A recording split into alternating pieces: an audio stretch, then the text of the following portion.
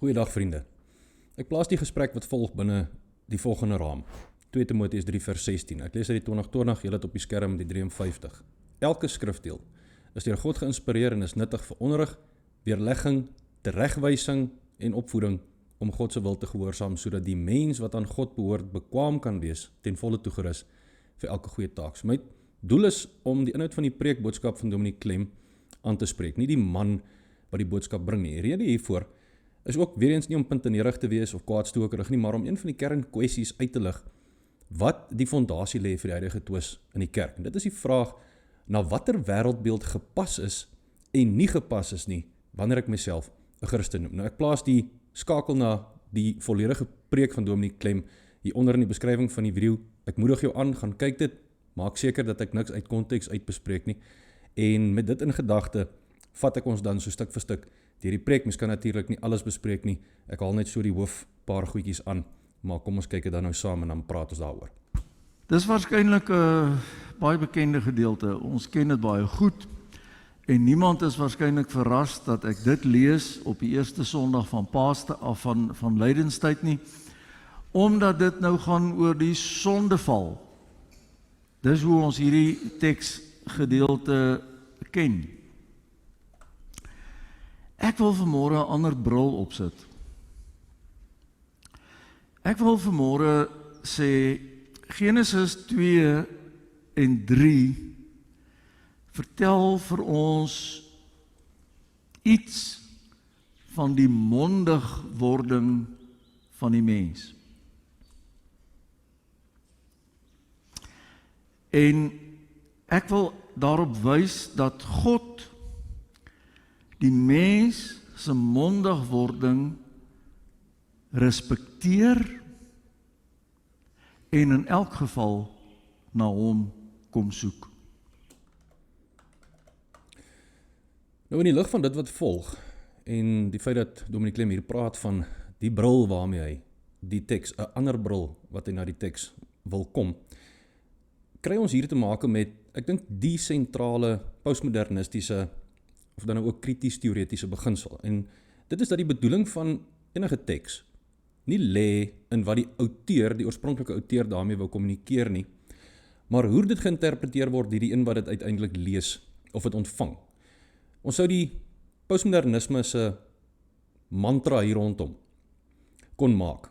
Daar is geen ongeïnterpreteerde betekenis nie. Die betekenis van enige kommunikasie, of dit nou geskrewe, gesproke, opgevoer, geverf of geteken is onderhewig aan die lens of die bril waarmee jy dit interpreteer. Daar is daarom ook nie 'n een regte lens nie. Alle lense is legitiem. 'n Lens is jou baie persoonlike blik op die werklikheid, met ander woorde jou waarheid. En die implikasie hiervan vir Bybellees is dat tekste nie 'n vaste betekenis het nie.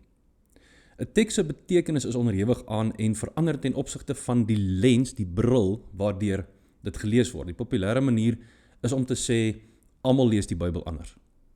Waarop ek sou sê nee, almal lees nie die Bybel anders nie. Jy lees die Bybel volgens die lens wat jy gekies het om dit mee te lees.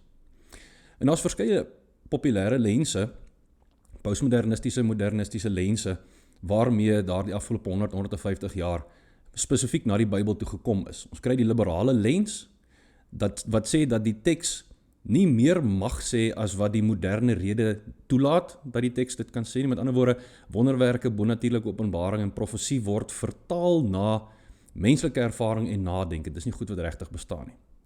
Meer onlangs kry ons goed soos die queer lens. En die teks word gelees deur die vraag: wie word hier gemarginaliseer en hoe kan hierdie verhaal herinterpreteer word om gevestigde norme oor seksualiteit en identiteit te ontwrig? Die feministiese lens lees die teks met die aandag nie op spesifiek dit wat die teks vir ons sê nie, maar op die magsverhoudinge wat ons agter die teks sien, veral die verhouding tussen man en vrou. En dit ontbloot sogenaamde patriargale strukture en dit soek bevrydende of herstellende herinterpretasies vir vroue. Nog lense is goed soos die postkoloniale lens, bevrydingslens, eksistensiële lense ensovoorts. Nou die probleem met postmoderne of kritiese lense is dit probeer die teks iets anders laat sê as wat die oorspronklike outeur daarmee bedoel het. Ons het ook 'n gereformeerde, of ons sou kon sê 'n histories Christelike lens, waarmee ons na die Bybel toe kom.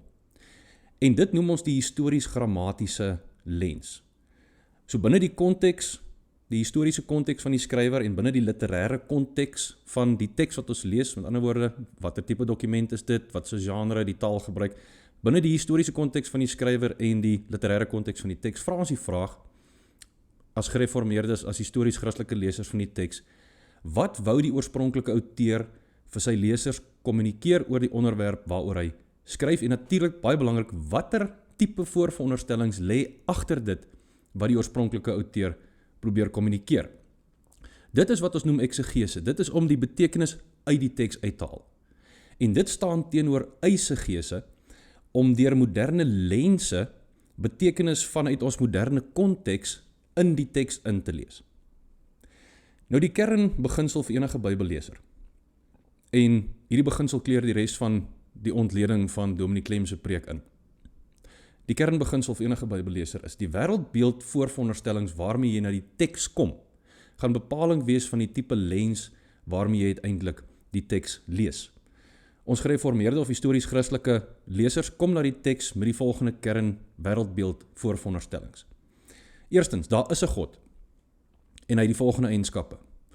Hy is tydloos, ruimteloos, immaterieel, hy is magtig, intelligent en persoonlik. Met ander woorde, hy bestaan apart van en is groter as sy skepping. Nou die groot teologiese en filosofiese woord wat ons hieraan koppel, dit is ons ontologiese of ons metafisiese voorveronderstelling waarmee ons na die teks kom. Tweedens, hierdie God het homself kenbaar geopenbaar in en aan sy skepping. Dit is ons, weer eens filosofies-teologiese groot woord, epistemologiese voorveronderstelling. Derdens, hierdie God is ook die finale outeur en die hoofkarakter van die Bybel. Ons lees die Bybel as 'n woord van God, oor God, aan die mens. Met ander woorde, God kan homself betroubaar aan ons kommunikeer, en ons menslike taal kan, alhoewel analogies, kan betroubaar na God verwys. Alles wat in die 66 boeke van die Bybel staan, is presies wat en presies soos God dit daar wou gehad het. Dit is wat 2 Timoteus 3 vers 16 vir ons sê. En hierdie is wat ons noem ons hermeneutiese voorveronderstellings. Dan het ons God wat homself aan ons openbaar as 'n drie-enige God. Hy is Vader, Seun en hy is Heilige Gees. Dit is ons teologiese voorveronderstelling waarna ons na die teks kom. En dan, ons as mense is geskape na hierdie God se beeld. Met ander woorde, God sê vir ons wie ons is. Ons besluit nie self wie ons is nie. Dit is ons antropologiese voorveronderstellings. En laastens, God bepaal wat regte optrede en wat die goeie lewe is. Ons besluit dit nie demokraties onder mekaar of eksistensieel op my eie nie. Dit is ons etiese voorveronderstellings waarna ons na die teks kom. So ons kom na die Bybel toe met al ons voorveronderstellings. En ons verstaan ook dat daar regte en verkeerde voorveronderstellings is waarmee ons as Christene na die Bybel kan kom. Met ander woorde, dis goed om sekere voorveronderstellings af te skaf, of 'n bietjie te skaaf, of te vervang met ander. En ek dink 'n goeie duimreël daarvoor is die oomblik wat dit nie meer gaan om die godsbedoeling uit die teks uit te haal nie. Dan is ons eerder besig met ons eie sielkunde, of om ons moderne sensitiwiteite en ons eie tydse kulturele waardes in die teks in te lees. 'n laaste kritiese belangrike beginsel, wat vloei vanuit ons histories Christelike voorveronderstellings. As God die finale outeur van die Bybel is, dan lees ons ook die Bybel as 'n geheel. Ons lees nie tekste in isolasie en skep 'n hele teologie uit 'n paar verse of hoofstukke uit nie. Ons lees die Bybel asof dit een verhaal is, met een skrywer, wat een sentrale en samehangende boodskap aan ons wil oordra. In hierdie geval is ons ook daarvan oortuig, dat moeiliker en minder duidelike dele in die Bybel op 'n ander plek verklaar word deur makliker en helderder dele. Soos wat ons dan ook sal sien, die geval is wanneer ons na Genesis 1 tot 3 kyk, in die konteks van die hele Bybel, nie net as 3 hoofstukke van een boek nie. Nog 'n beginsel. Die Bybel verklaar homself. Ons gaan nie eers na die antieke kulture rondom die Bybelse wêreld om vir ons te vertel wat die Bybel vir ons wil sê nie. Dis goeie konteks, maar dis nie die primêre gesag nie. God se ontvouende openbaring, met ander woorde die heilsgeskiedenis, is die primêre gesag.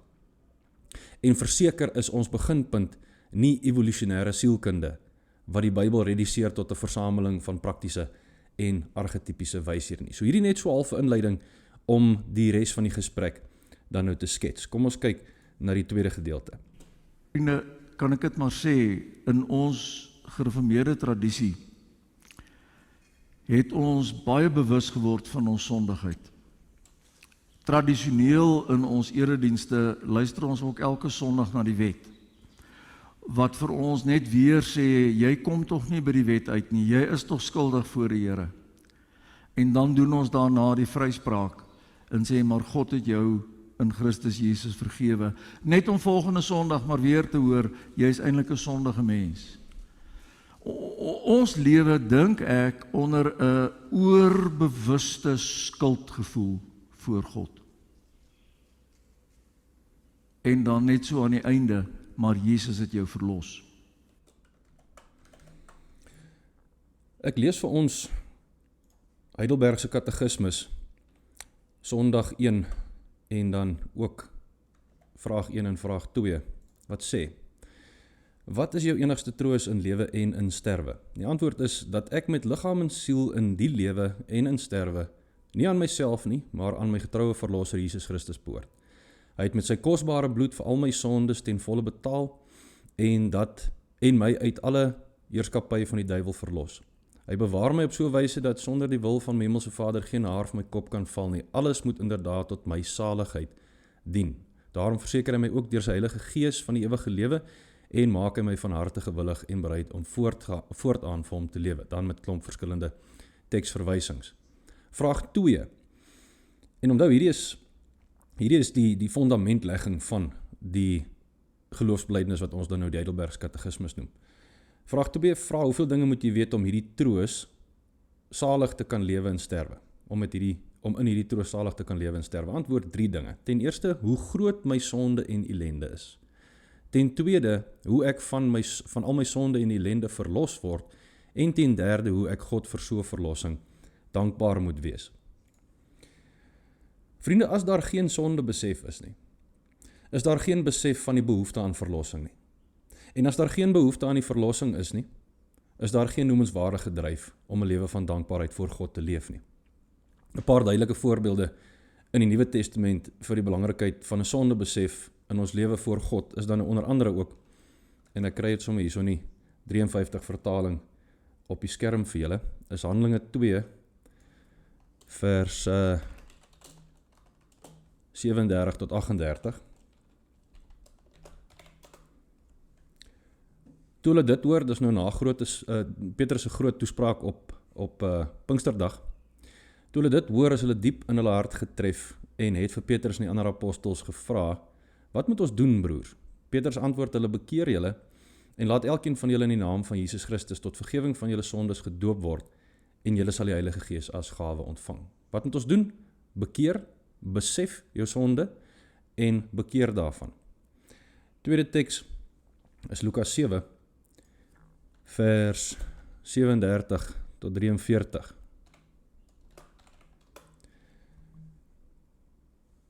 En kyk, daar was 'n sondige vrou in die dorp wat gehoor het dat hy, dis nou Jesus, by die Fariseer se huis gaan eet het. Sy het 'n albasterfles vol reukolie gevat en agter Jesus by sy voete gaan staan. Sy het gehuil en begin om sy voete met haar trane nat te maak. Sy het sy voete met haar hare afgedroog, dit gesoen en met reukolie ingevryf. Toe die Fariseer wat hom genooi het dit sien, het in sy hart gedink, as hierdie man 'n profeet was, sou hy tog geweet het wie dit is wat hom aanraak en watter soort vrou sy is, dat sy 'n sondige vrou is. Maar Jesus het vir hom gesê, Simon, ek het iets om vir jou te sê. Sê maar, meester, antwoord hy. 2 mense was by 'n sekere geldskieter in die skuld. Die een het 500 denarius geskuld en die ander 50. Omdat hulle hom nie kon terugbetaal nie, het hy albei sy skuld kwytgestel. Wie van hulle sal hom dan die meeste lief hê? Simon het geantwoord, ek veronderstel die een vir wie hy die meeste kwytgeskeld het. En Jesus sê vir hom, jy het reg geoordeel, daarom sê ek vir jou, haar sondes, en dit was baie, is vergewe, omdat sy baie liefde betoon het. Maar die een vir wie min vergewe word, het min liefde. En vir haar het hy gesê, jou sondes is vergewe. Laaste teks is Johannes 16, vers 7 tot 8.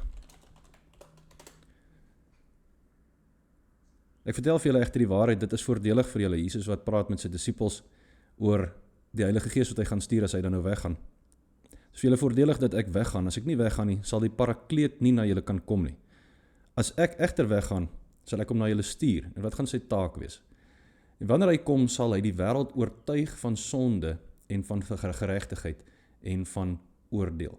Hierdie 3 dinge, vriende, is krities belangrik vir ons spiritualiteit, vir ons geloofslewe voor God, is dat ons sal besef ons is sondig, dat ons daarom sal weet dat ons 'n behoefte het aan verlossing, en dat ons weet vanuit die verlossing kan ons leef in dankbaarheid. Sonder 'n sonde besef, het ons nie behoefte aan verlossing nie, en leef ons ook nie voor God in dankbaarheid nie. Ons kyk 'n bietjie verder. Onthou nou, Genesis 2 en 3 is nie geskiedenis nie. Genesis 2 en 3 vertel nie wat gebeur het nie. Die skepingsverhale wat ons in die Bybel kry, kom in elk geval uit 2 bronne uit. Daar was 2 verskillende skepingsverhale. Die een was die sogenaamde Elohistiese verhaal, waar die skrywers van daai verhaal God gesien het as God. Hy het hom Elohim genoem. Die ander ene was uit die Jawistiese skool. Hy het God Jahwe genoem. Dis die 2 woorde in die Ou Testament wat ons vir God kry. Waarna Dominic Clem hier verwys, staan in die Bybelkunde bekend as die dokumenthipotese. Daar was 'n man in die 1800s met die naam Julius Wellhausen, Duitser, in die hoër kritiese vakgebied, en hy ontwikkel hierdie hipotese so by die draai van die 1900s. Die doel daarvan was om aan te toon dat die inhoud van die Ou Testament ontwikkel het deur 'n tipe van 'n evolusionêre proses. Nie 'n God wat ontvouend openbaar nie, maar die mens wat godsdienstig al meer kompleks begin dink het. En dat dit uiteindelik saamgestel was, die Ou Testament nou, uit 4 aparte bronne, wat geografies en kronologies totaal onafhanklik van mekaar ontwikkel het. Dit is dan nou die Jawistiese, Elohistiese, Deuteronomistiese en priesterlike bronne. En oor baie honderde jare is hierdie 4 afsonderlike bronne met vreeslike redaksionele vernuf so aan mekaar gesit dat dit uiteindelik gelyk het soos een samehangende verhaal. Wat die Jode toe hier teen die einde van hulle ballingskap in die laat 6de eeu voor Christus aangeneem het as die brondokumente waarin hulle dan hulle identiteit gegrond het, aangesien Jerusalem en die tempel waarin hulle identiteit aanvanklik was, nou vernietig is. Nou die eerste probleem met die dokumenthipotese is dat feitelik geen Bybelkundige dit meer onkrities as gesaghebbend aanvaar nie.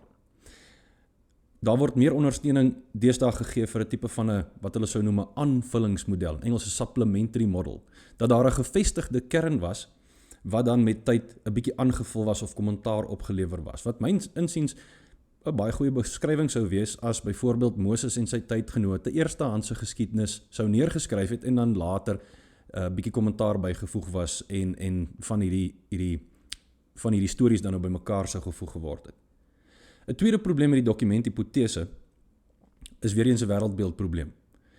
Daar is naturalistiese voorveronderstellings wat die dokumenthipotese onderbou. Met ander woorde, ons benader die Bybel as 'n suiwer menslike skepping. Daar's geen bonatuurlike openbaring of wonderwerk of profesie nie, en waar ook al daar dan nou in die Ou Testament veral aanspraak gemaak word op hierdie dinge, wat dan nou bonatuurlik sou gewees het, moet ons besef dat hierdie is premoderne mense wat nie van beter geweet het nie. Vanuit 'n gereformeerde of histories Christelike oogpunt is die dokumenthipotese wat Dominic Clem hier as gesaghebbend aanhaal geweldig problematies. Want in sy rou vorm ontneem dit die Bybel van sy goddelike aard en daarom ook van sy heilshistoriese karakter. Ek plaas vir julle onder in die beskrywing van die video skakel na 'n reeks gesprekke toe wat meer inligting hieroor gee, en die naam daarvan is The Fatal Flaws of the Documentary Hypothesis, wat mooi uitwys hoe dit nie meer gesaghebbend is, die problematiek en die teologiese problematiek agter dit alles. Ons kyk verder. So, dis verhale wat jare terug, ons vermoed, die skepingsverhale is hier so rondom 500 jaar voor Christus eers op skrif gestel, toe die Jode in ballingskap was. En hulle kom in aanraking met skepingsverhale van die Babyloniërs. Toe sê hulle maar genade, ons het nie so 'n skepingsverhaal nie. Ons aanbid vir Jahwe, en ons aanvaar maar Jahwe is die begin en die einde van alles. Kom ons skryf ook 'n skepingsverhaal, maar ons maak Jahwe die hoofkarakter. So God openbaar homself nie aan die mens as die skepper nie. Die Jode ontwikkel ernstige, as mens nou die Engelse akroniem sou gebruik, FOMO, Fear of Missing Out, wanneer hulle in Babylon is en hulle sien al hierdie skepingsverhale, en dan voel hulle maar ons kort ook een, en dan besluit die mens om vir God die hoofkarakter van hulle skepingsverhaal te maak. Vind julle dit nie interessant dat die sondeval nooit weer in die Bybel ter sprake kom nie? En tog is dit vir ons so ontsettend belangrik. Ons hamer daarop, die grondige sondigheid van die mens. En dit word net een keer in 'n mite, in 'n skepingsmite in die Bybel vertel. Nou, mense sou baie graag vir Dominee Klem die voordeel van die twyfel hier wou gee. Dalk bedoel hy dat die term sondeval nêrens hierna weer in die Bybel genoem word nie, en hy sou reg wees om dit te sê, maar die feit is dat die term sondeval ook nie hier in Genesis 3 enige plek genoem word nie, want dit is 'n term wat eers in die vroeë kerk begin gebruik geword het, veral deur kerkvaders soos Irenaeus, Tertullianus, Augustinus, om te beskryf wat presies in Genesis 3 gebeur het, en om te beskryf hoe daarna Genesis 3 verder in die Bybel, eers deur die Jode en toe deur die Christene, oor Genesis 3 en die implikasie van die gebeure in Genesis 3 gedink was en gepraat was. En die feit van die saak is, vriende, dat alles vanaf Genesis 4 tot Openbaring 22 'n antwoord is op dit wat in Genesis 3 gebeur het. Sonder Genesis 3 is die res van die Bybel 'n interessante maar 'n onnodige storie. Om dit en die skepingsverhale waaruit dit voortvloei af te maak as 'n mite, 'n menslike uitdenksel, iets wat nie ten minste 'n voet in die historiese werklikheid het nie, maak die inkarnasie van Jesus oorbodig, verander Jesus se kruisdood vanaf 'n plaasvervangende skuldoffer na bloot 'n goeie voorbeeld van selfprysgawe. Dit maak die evangelie terapeuties eerder as reddend. Dit sê vir jou, my en jou grootste probleem is dat ons eintlik net bietjie gebroke is en ons het net 'n bietjie heling nodig. Nie dat ons radikaal verdorwe is en 'n heiland nodig het nie. Die Christelike kerk het nog altyd geglo dat Genesis 1 tot 3 van werklike gebeurtenisse gepraat het, dat Adam en Eva werklik die eerste twee mense was, dat hulle goed en regverdig geskep was en werklik gesondig het, en dat deur hulle toedoen radikale verdorwenheid die hele mensdom na hulle gekarakteriseer het. En dat dit die rede was dat Jesus mens geword het. In Romeine 5 vers 12 tot 19 staan daar baie duidelik, deur een mens het die sonde in die wêreld ingekom en deur een mens kom regverdigmaking. Dit is nie mitiese taal nie. Dit is 'n histories-teologiese argument. As Adam nie 'n werklike figuur is nie, stort Paulus sy hele parallel met Christus in 1 Korintiërs 15 vers 21 tot 22 en 45 tot 49 sê Paulus, soos in Adam almal sterf, so sal hulle ook in Christus lewend gemaak word. Paulus bou die hele opstandingsleer op die historiese Adam. 2 Korintiërs 11 vers 3, soos die slang vir Eva met sy geslepenheid mislei het. 1 Timoteus 2 vers 13 tot 14, want Adam is eerste gemaak en Adam is nie verlei nie, maar die vrou. So hier word die skepingsorde en die val as 'n historiese werklikheid eksplisiet genoem, wanneer daar gepraat word oor die rolverdeling in die kerk. Ek wil ook graag vir julle lees uit die Nederlandse geloofsbelijdenis vanaf artikel 14 af. Die skepping van die mens. Ek gaan nie alles lees nie, ek gaan net so die gehighlighted dele aanhaal. Artikel 14 praat oor die skepping van die mens, die sondeval en die gevolge daarvan. Ons glo dat God die mens uit die stof van die aarde geskep het. Hy het hom volgens sy beeld en gelykenis gemaak en gevorm, dit wil sê goed, regverdig en heilig, sodat hy met sy wil en alles met die wil van God kon ooreenstem. Maar toe hy in aansien was, het hy dit nie verstaan nie en sy uitnemendheid nie besef nie. Hy het hom egter om self egter deur die woord van die duiwel, na die woord van die duiwel te luister, willens en wetens aan die sonde en daarmee aan die dood en die vervloeking onderwerp. Hy het immers die gebod van die lewe wat hy ontvang het oortree en homself deur die sonde losgeskeur van God, wat sy ware lewe was. So het hy sy hele natuur verderf en daarmee die liggaamlike en geestelike dood verdien. Hy deurdat hy in al sy doen en late goddeloos, verkeerd en verdorwe geword het, al sy voortreffelike gawes wat hy van God ontvang het verloor, en hy het niks anders daarvan oorgehou nie, as slegs klein oorblyfsels, wat egter genoegsaam is, om hom alle verontskuldiging te ontneem. Kyk die begin van artikel 15, die erfsonde. Dis dan nou ook die sondeval, die gevolge van die sondeval. Ons glo dat die erfsonde deur die ongehoorsaamheid van Adam oor die hele menslike geslag uitgebrei het. Adam moes 'n historiese figuur gewees het wat histories teen God gesondig het, vir hierdie om enigstens sin te maak. Dit is 'n verdorwenheid van die hele natuur en 'n oorgeërfde gebrek waarmee selfs die klein kindertjies in die moederskoot besmet is. Artikel 16, die ewige verkiesing van God. Ons glo dat God toe die hele geslag van Adam deur die sonde van die eerste mens in die verderf en ondergang gestort is, hom betoon het soos hy is, naamlik barmhartig en regverdig. Artikel 17. Ons glo dat ons goeie God in sy uitnemende wysheid en goedheid die mens weer opgesoek het, toe hy gesien het dat die mens homself in die liggaamlike en geestelike dood gewerp en geheel en al ellendig gemaak en al bewende van hom weggevlug het. En dan artikel 18 praat oor die herstel deur die menswording van Jesus Christus, wat nie sou nodig gewees het as Adam nie regtig in die geskiedenis tot 'n val gekom het nie. Kom ons kyk na die volgende stukkie. Die versoeking is nie om roekeloos sonde te doen nie. Die versoeking is om net so 'n bietjie die waarheid te draai. Hy het ons gesê, julle mag van niks eet nie. Nee, daar een in die middel. En wat sal daar gebeur? Nee, dan gaan ons doodgaan. Sê die slang, dit sal nie wees nie. Dit sal nie gebeur nie. Vers 4. Julle sal beslis nie sterf nie.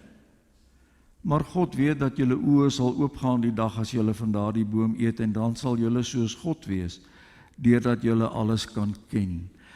Vriende, die slang praat die waarheid. Hy lieg nie. Ons sê die duiwel is die vader van alle leuns. Die Bybel sê nie die slang is die duiwel nie, hoor. Dit staan nêrens hier nie. Die duiwel kom net 3 keer in die Ou Testament voor. Die Ou Testament het nie 'n duiwel geken nie. Hy kom net 3 keer in die Ou Testament voor. Dis hierdie ene wat ons in hom ingelees het. Dominee Klem gaan dan nou aan om nog so na 'n paar plekke te wys waar die duiwel dan nou genoem word in die Ou Testament. Maar net gou op die punt van dat die Bybel nêrens verwys daarna dat die slang in die tuin die duiwel is of geassosieer is met die duiwel nie. Openbaring 12 vers 9. Die groot draak, die slang van weleer. Die Grieks kan ook vertaal word daar met die slang van die begin of die slang, die oorspronklike slang. Met ander woorde baie duidelike verwysing vanuit Openbaring na Genesis 3 toe. Wat duiwel en Satan genoem word, die verleier van die hele bewoonde wêreld, is toe uitgegooi. Ook Openbaring 20 vers 2. En hy die draak, die slang van weleer, weer eens die slang van die begin of die oorspronklike slang, wat duiwel en Satan is, gegryp en hom vasgeketting vir 1000 jaar lang. Vriende, baie duidelik, die verbintenis tussen Genesis 3 se slang en die slang as die draak of die duiwel, die Satan, die verleier van die hele mensdom, soos dit duidelik daar in Openbaring. Onthou, ons glo dat die Bybel 'n geheel is, omdat dit uiteindelik een primêre outeur het, die Heilige Gees van God. Om dan te sê dat die duiwel in die slang van Genesis 3 ingelees word en dat die Bybel nêrens sê dat die slang die duiwel is nie, is doodgewoon nie waar nie. Of dus om te sê dat Openbaring niks met Genesis uit te waai het nie. Dat die Bybel eintlik 'n klomp onsamehangende stories is wat niks met mekaar uit te waai het nie. Die duiwel ontstaan in die 400 jaar tussen die Ou Testament en die Nuwe Testament. toe die Grieke en die Romeine die wêreld begin oorheers. En ook die Joodse gemeenskap in Israel onder Romeinse beheer kom. Maar dis 'n ander storie, ek wil nie daarop ingaan nie. Ons weet nie dis die duiwel wat in Genesis 3 praat nie. Dis eintlik die punt wat ek wil maak. Die Bybel sê dit nie, ons het dit in mettertyd terugwerkend gesê, dis die duiwel wat daar gepraat het. Daar's nog 'n verwysing na die Satan in die Ou Testament wat Dominic Klem, as jy dan na die volle preek gaan kyk, kom ons sê gemis het. In Sagaria 3 vers 1-2 staan daar, toe het hy die hoëpriester Joshua aan my gewys. Hy staan voor die engel van die Here met Satan wat hom aankla aan sy regterkant. En die Here sê aan Satan, die Here straf jou, Satan. Die Here wat Jerusalem verkies het, sal jou straf. Nou die punt wat ek wil maak is, dis nie 'n numbers game. Kom ons kyk hoeveel die woord Satan in die Ou Testament voorkom om te sien of dit iets is wat 'n mens jou aandag op moet vestig of nie. Ons verstaan baie duidelik uit tekste soos Hebreërs 1 vers 1-2 die beginsel van progressiewe openbaring. In Hebreërs 1 vers 1-2 staan daar, in die ou tyd het God baie keer en op baie maniere met ons voorvaders gepraat deur die profete, maar in hierdie eindtyd het hy met ons gepraat deur sy seun. So wat diegene wat 'n meer, kom ons noem dit 'n naturalistiese wêreldbeeld het, verstaan as die evolusie van godsdienstige idees, dat soos wat die tyd aanstap, het die mense meer omvattende godsdienstige idees gehad en doktrines en al sulke goed. Het B.B. Warfield, die ou Princeton teoloog, dit verskriklik mooi gestel. Hy het gesê, the Old Testament may be likened to a chamber richly furnished but dimly lighted. The introduction of light brings into it nothing which was not in it before, but it brings out into clearer view much of what is in it, but was only dimly or even not at all perceived before. So hy sê, as ons na die Ou Testament toe gaan, is dit soos 'n donker vertrek met 'n klomp meubels in, en ons kan, om daar net 'n bietjie lig in hierdie vertrek is, kan ons net bietjie van die meubels uitmaak, miskien net so die silhouet, of selfs dies wat in die agterkant staan, glad nie sien nie. Maar die feit dat ons dit nie sien nie, beteken nie dat dit nie daar is nie.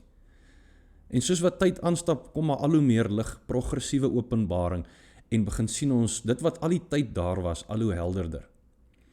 En hy sê dit met verwysing na die doktrine van die drie-eenheid. Hy sê, the mystery of the Trinity is not revealed in the Old Testament. But the mystery of the Trinity underlies the Old Testament revelation, and here and there almost comes into view. Thus the Old Testament revelation of God is not corrected by the fuller revelation that follows it, but only perfected, extended, and enlarged. Nou ons weet almal, die konsep van die drie-eenheid staan nergens eksplisiet in die Ou Testament nie. Nog minder as die eksplisiete verwysing na die Satan. Daar's meer verwysings na die Satan in die Ou Testament as wat daar is na die drie-eenheid. Nou moet ons dan nou dieselfde argument maak oor hierdie fundamentele doktrine van ons geloof, bloot omdat ons later in die Bybel meer volle verstaan en 'n groter volheid in verstaan rondom die doktrine van die drie-eenheid kry.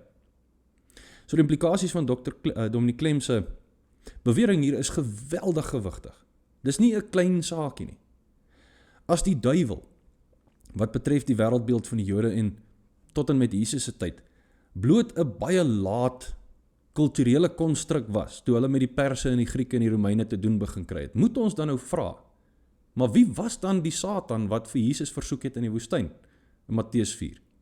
Wie het Jesus dan uit die hemel uit sien val soos 'n weerligstraal? Lukas 10 vers 18. Wie noem Jesus dan 'n moordenaar van die begin af en die vader van die leuen? Johannes 8 vers 44. Wie was dit wat volgens Hebreërs 2 vers 14 die mag oor die dood gehad het wat Christus deur sy dood vernietig het? Wie word in Openbaring geïdentifiseer as die slang van die begin of die oorspronklike slang?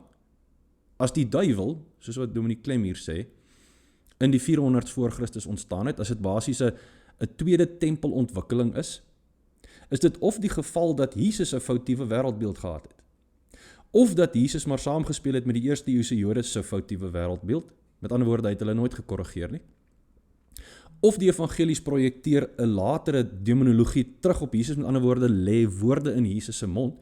In iedere geval, as Dominic Klem se bewering waar is die Nuwe Testament 'n absoluut onbetroubare bron vir ons om ons wêreldbeeld op te baseer. Maar hier lieg hy nie. Hy sê presies die waarheid. As julle daarvan eet, gaan julle kennis kry en julle sal regtig nie doodgaan nie. En dis presies wat gebeur het. Hulle het kennis gekry en hulle het nie doodgegaan nie. So God lieg en die slang praat die waarheid. Is dit die gevolgtrekking wat ons moet maak, omdat Adam en Eva nie fisies dood neergeslaan het die oomblik toe hulle van die vrug geëet het nie? Nee, want ons lees nie tekste in isolasie nie. Makliker en duideliker dele in die skrif verlig vir ons die moeiliker en onduidelike dele. Natuurlik het meeste van ons al die vraag gevra, maar God het dan gesê, hulle sal doodgaan in die dag wat hulle van die vrug eet. Hoekom het hulle nie doodgegaan nie? Het God dalk gejok en die slang die waarheid gepraat? Kom ons kyk wat staan in Efesiërs 2, vers 1 tot 5. Weereens die 53 op die skerm vir julle, ek lees die 2020. Julle was dood deur die oortredings en sondes, dood, waarin julle van tevore geleef het, volgens die bose lewenswyse van hierdie bedeling, volgens die heerser oor die mag van die lig, die heerser van die gees wat nou aan die werk is onder die seuns van ongehoorsaamheid. Ons almal het van tevore soos hulle opgetree toe ons die begeertes van ons sondige aard en van ons gedagtes uitgeleef het. Ook ons, soos al die ander, was van nature kinders bestem vir die oordeel. Maar God ryk in barmhartigheid het ons, alhoewel ons dood was as gevolg van ons oortredings, nie fisies dood nie, natuurlik nie fisies dood nie, hy praat dan nie as 'n lewendige. Alhoewel ons dood was as gevolg van die oortredings op grond van sy groot liefde waarmee ons liefgehad het, saam met Christus lewend gemaak het. Uit genade is julle verlos. Kan dit nie dalk wees dat ons hier in Genesis 3 met 'n geestelike dood te doen het nie? 'n Verwydering van God as gevolg van sonde, oortreding en gehoorsaamheid wat 'n veel groter probleem is as fisiese dood. 'n Probleem so groot dat die oplossing daarvoor niks minder was nie as die plaasvervangende dood van God se seun. Ek het 'n baie mooi analogie raak gekyk wat vir my vreeslik lig gewerp het op die dood waarvan God gepraat het. Toe God visse tevore skyn gebring het in Genesis 1, het hy met die water gepraat. Neem 'n vis uit die water uit en dis 'n kwessie van tyd voor hy sterf. Toe God die plante tevoorskyn gebring het, het hy met die grond gepraat en die grond het plante tevoorskyn gebring. Nou neem nou 'n plant uit die grond uit en dis 'n kwessie van tyd voor hy sterf. Hy's eintlik reeds aan die sterf die oomblik wat hy die grond verlaat. Net soos 'n vis aan die sterf is die oomblik wat jy hom uit die water uithaal. Toe God die mens tevoorskyn gebring het hy met homself gepraat. Neem die mens uit gemeenskap met God en hy is eintlik reeds dood, hy weet dit nog net nie. Dis 'n kwessie van tyd voor hy sterf. So het God gelieg en die slang die waarheid gepraat. Of het God dalk iets anders bedoel as bloot die fisiese dood? Ek dink ons sal goed doen om nie ook te val vir die slang se listigheid en God se integriteit onder verdenking te plaas nie. God kom na hierdie twee skuldige skaam mensies toe. Hy gee vir hulle wat hulle wil hê. Hy sê julle het dit nou, maar dis wat dit beteken. En dan trek hy hulle aan. Nou nie meer blaartjies klere nie. Iemand het eendag gesê, hy wonder of daai vye blare nie baie laat juk het nie. Nou nie meer vye blare nie, nou velklere. Oordentlike velklere. Hy help hulle om hulle skaamheid te bestuur. Vriende, God gee nie die velklere om die mens te help om hulle skaamte te bestuur nie. Hy gee die velklere om hulle skaamte te bedek. En dis 'n groot verskil. En dis 'n belangrike teologiese verskil. Weereens, die Bybel is 'n geheel wat een storie vertel. Wat in Genesis 3 gebeur, bly nie in Genesis 3 nie, dit wys vorentoe na Jesus. In Genesis 3 kos die mens se sonde dat God 'n onskuldige dier doodmaak, sodat hulle skuld en skaamte voor God bedek kan word. Maar dit was 'n tydelike oplossing. God doen uiteindelik dieselfde met Jesus. Hy maak die onskuldige dood en met sy bloed bedek hy finaal die skuld en skaamte vir die mens vir wie hy lief is. Die evangelie is nie 'n evangelie van sonde bestuur nie. Hoe kan ek net my sonde so bietjie beter bestuur, dat dit nie te veel skade aan my en ander mense doen nie? Dis die evangelie van die vergewing van sonde, die evangelie van bekering van sonde. En daardie vergifnis het 'n geweldige koste gehad. Vriende, en hiermee sluit ek af, dit lyk vir my, dis hoe God is. Hy treur oor ons hardkoppige rebellie, maar hy respekteer dit. Hy kom soek ons op in ons rebellie. Hy gee ons sin amper soos 'n pa en 'n ma uiteindelik moed opgee en vir 'n kind sy sin gee as hy aanhou neel. As jy dan skepend wil wees, wees dan skepend. Vriende, wat hoor ons hier? God respekteer menslike vryheid en autonomie. Hy keer dit goed. Die mens se keuse is primêr en God tree reaktief op. Ons sondigheid het meer te maak met die skade wat dit aan ons en ander doen, as wat dit te maak het met ongehoorsaamheid aan God se opdragte en om sy heiligheid en soewereiniteit te oneerbiedig. Ons hoor God is nie 'n God wat oordeel nie. Jy sal dit ook nou sien as jy die volle preek gaan kyk. Wat soms soos oordeel voel, is net God wat ons wil beskerm teen die natuurlike gevolge van ons optrede. Dit is die logiese gevolgtrekking om te maak wanneer, soos aan die begin gesê was in die preek, rebellie herverpak word as die mondigwording van die mens. Wat ons eerder in die Bybel sien, wanneer God vir die mens sy sin gee, is dit nie 'n teken van respek nie. Ek respekteer die feit dat jy autonomie en jou vryheid wil uitleef. Wanneer God die mens oorgee, is dit 'n finale teken van sy oordeel. In Romeine 1 vers 24 en 25 staan daar, daarom het God hulle deur middel van die begeertes van hulle harte oorgegee. Hy het hulle oorgegee aan onreinheid, naamlik om hulle liggame onder mekaar te onteer, hulle wat die waarheid van God vir die leuen verruil het. God het nie die mens sy sin gegee in Genesis 3 nie.